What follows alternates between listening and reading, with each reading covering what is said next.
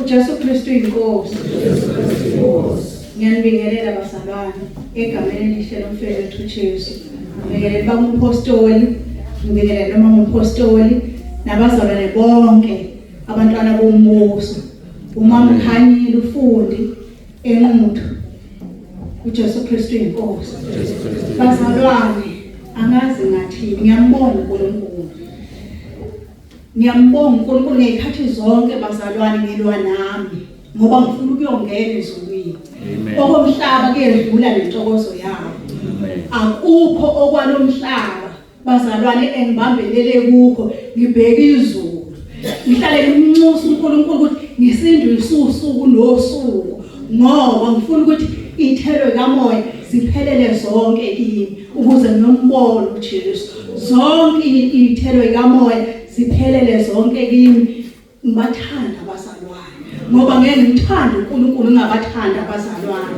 Ngibe nokuthula, ngibe nokubekezela, ngibe nakho konke okudingwa ithelo kamoya abazalwane.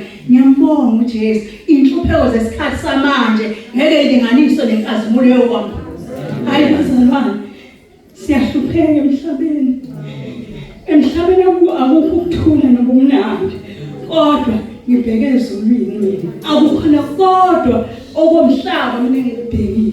Ngiyazi ukuthi ngifuna ukuyombona ngiyohlala naye ngimbuze ngithi Jesu ngesikhathi ungitshela awushongo ukuthi kanti kunzima kangaka khona akukho mnandi basala ngikhona.